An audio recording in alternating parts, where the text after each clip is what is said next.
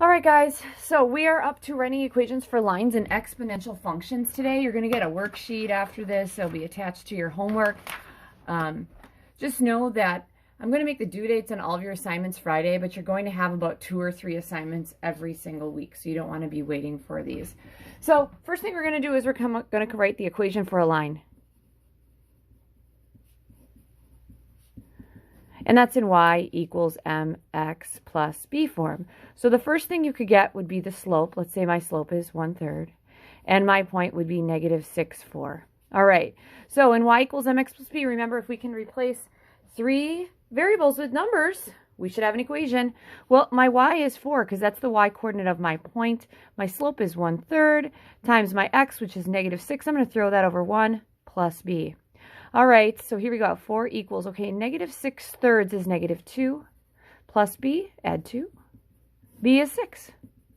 So our equation is y equals my m, which is 1/3, x plus 6. All right, then the next thing I'm going to do is the second one. I could give you guys 2 points. And the 2 points I'm going to give you for your lines are 4, 9, and -8, 3. So then you have to ask yourself, what can you actually do with these? What can I find? Can I find the m or the b? I can find the m. That's the slope. Remember, the slope is the change in y over the change in x. So my y's are 9 and 3, and my x's are 4 and -8. Well, what do I have to do with those? I need to subtract them. So 9 minus 3 is 6. Here we'd have to add the opposite. 4 plus 8, that's 12. Well, isn't that 1/2? So my slope is 1/2. And then you choose a point. I'm going to choose 4, 9. So I'm going to have y equals mx plus b. My y coordinate is 9. It equals m, which is 1/2, times my x, which is 4, plus b. 9 equals 1 times 4 is 4, times 2, 4 over 2 is 2.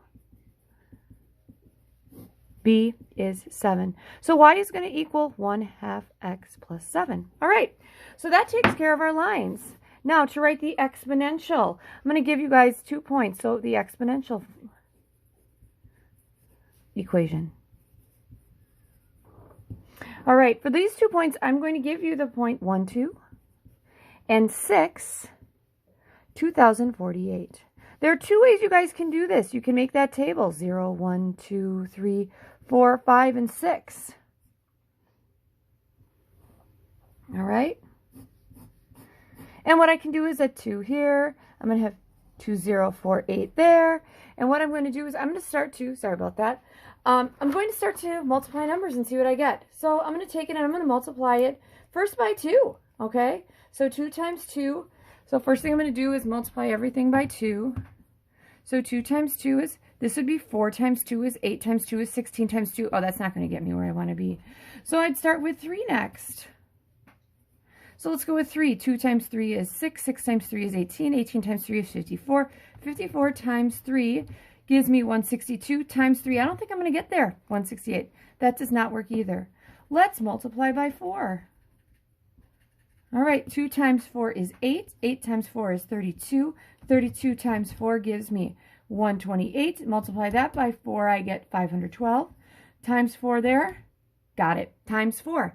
So that would mean to get the first term, I need to take this guy and I need to divide it. So I'm multiplying by 4 each time. I'd have to divide it by 4 to get that. Well, 2 divided by 4 is 1/2. So remember, our equation is y equals a times b raised to the x. A is our starting point. B is our multiplier. So y equals, our starting point is 1/2 times our multiplier, which is 4 raised to the x. Now, if you can't get it that way, remember, you can use those points.